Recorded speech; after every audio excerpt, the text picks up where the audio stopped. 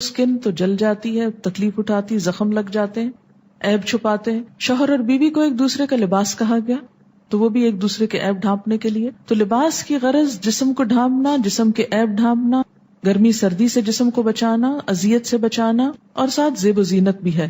اور لباس ہی کو زینت کہا گیا، جیسے خذوا زینتکم عند کل مسجد.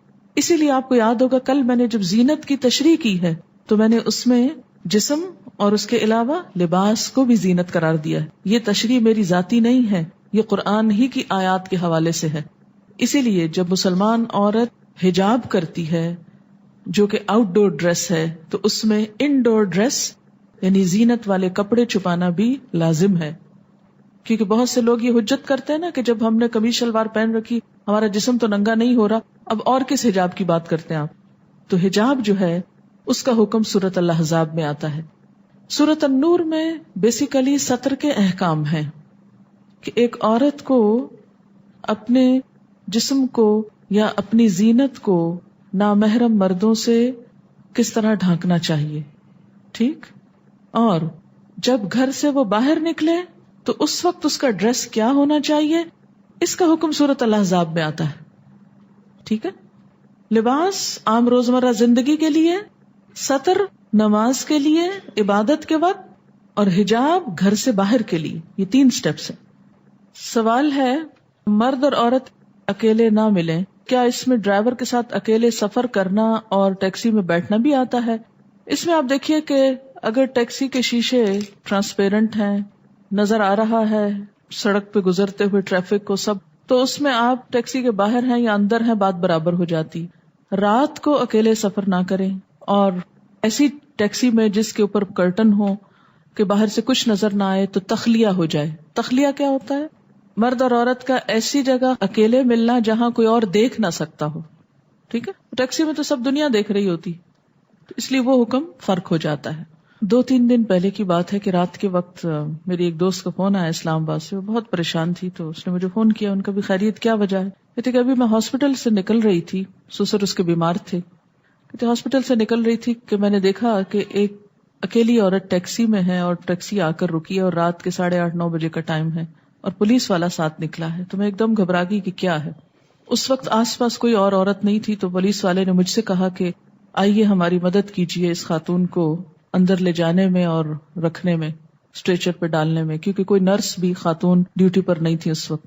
کہتی ہے کہ میں ان کے ساتھ لگی اور اس عورت کو لٹایا اسٹریچر پر. اس کے کپڑے بری طرح پھٹے ہوئے تھے، ماتھے سے خون بہہ رہا تھا اور تازہ خون نکل رہا تھا، لیکن فوت ہو چکی تھی. میں نے کہا بھی کیا ہوا؟ کہتے یوں لگتا ہے کہ جیسے کسی ایکسیڈنٹ کا شکار ہوئی ہے سڑک پر اور راتیں اندھیری ہیں. تو پولیس والا جو تھا وہ گزر رہا تھا وہاں سے اور اس نے دیکھا کہ ایک عورت اس طرح سڑک پر پڑی ہے بے یار و مددگار. تو انہوں نے ٹیکسی لی اور اس کو ٹیکسی میں اکیلے ڈال کے ہاسپٹل لے آئے ہیں. اب اس کو مورچری میں رکھنا ہے جب تک اس کی کوئی شناخت نہ ہو جائے. کہتی تھی کہ وہ یوں لگتا ہے جیسے کسی گاڑی کے ساتھ ٹکرائی ہے اور تھوڑا اڑ بھی گئی ہے اس سے اور کچھ دور گھسٹتی بھی گئی ہے، کیونکہ کچھ بونز بھی فریکچر تھی، کچھ کپڑے گھسٹ کے پھٹے ہوئے لگ رہے تھے اور اسی طرح باقی حال حلیہ بھی. کہتی کہ میں سوچ رہی تھی کہ اللہ تعالیٰ نے یہ کام مجھ سے لینا تھا. خیر میں نے اس کو سارا ڈھانپا، اس کو سیدھا کیا، اس کی آنکھیں بند کی کیونکہ آنکھیں بھی کھلی ہوئی تھیں، اس کے پاؤں جوڑے، اس کو باندھا اور اس کو کر کے پھر کہتی میں کچھ دیر کھڑی رہی وہاں کہ اب یہ بالکل مرد ہیں، تنہا مرد، ان کے پاس چھوڑ کے جاؤں، کیا کروں. لیکن مجھے سمجھ میں نہیں آیا تو میں نے سوچا آپ کو فون کر کے پوچھوں کہ میں نے ٹھیک کیا ہے، اس کو تنہا چھوڑ کے آ گئی ہوں. میں نے کہا اس کے علاوہ ہو بھی کیا سکتا ہے. اب ساری رات بھی آپ وہاں رہیں تو آپ بھی تو تنہا عورت ہیں، وہ دوسری تو فوت شدہ ہے اور آپ کا بھی وہاں کوئی رشتہ دار نہیں ہے سچ. تو ایک تو یہ دعا ہمیشہ مانگنی چاہیے کہ اللہ تعالیٰ ایسی کسی موت سے بچائے اور شرم پردہ رکھے انسان کا، اور اس کے مر کر بھی اس کے حیا کے جو دامن ہے وہ تار نہ ہو.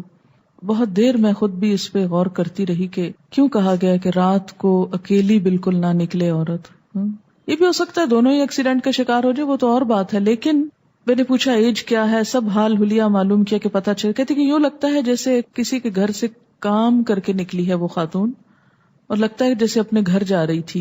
جیسے کام والی عورتیں ہوتی ہیں، دیر تک کام کرتی رہتی ہیں پھر تنہا نکل جاتی ہیں. کون ان کے آگے پیچھے ہوتے؟ شوہر اکثر نشئی ہوتے ہیں، چرسی ہوتے ہیں، پرواہ نہیں کرتے عورتوں کی. مجبور عورتیں کہ اللہ تعالیٰ ان کے اوپر رحم کرے اور ان کی بخشش فرمائے اور ان کا حال درست کرے. لیکن عورت جیسے آج بھی ہم نے پڑھا کہ خطرے کی جگہ اور خلل کی، اور تو کوشش کرنی چاہیے کہ رات کے وقت کسی ٹیکسی ڈرائیور کے ساتھ تنہا نہ بیٹھیں، اندھیرے میں کسی ایسی جگہ پر نہ داخل ہوں جس سے خطرہ ہو، یا کوئی بھی اس طرح کی چیز کہ جس سے انسان کو، کیونکہ عورت کی عزت زندہ اور مردہ دونوں بہت ہی اہم ہے. اب اتفاق ہے کہ وہ خاتون موجود تھی وہاں، اگر وہ نہیں موجود ہوتی تو یہ سب کام، اس کے پردہ ڈھانپنا، اس کے کپڑے ٹھیک کرنا، اس کی آنکھیں، سب آدمی ہی کرتے ہیں، مجبوری میں تو پھر کرنا ہوتا ہے. لیکن اللہ نے جو اصول ہماری حفاظت کے لیے رکھے ہیں ان پہ کبھی تنگ دل نہ ہو، ان پہ یہ نہ کہیں کہ یہ کیا مصیبت، بھائی کو تو اکیلے جانے دے رہے رات کو، مجھے اکیلے نہیں ڈرائیو کرنے دے رہے. ایون اگر آپ خود ڈرائیو بھی کر رہے ہیں تو کوشش کریں تنہا نہ نکلے، رات کو کسی نہ کسی کو ساتھ لے لیں.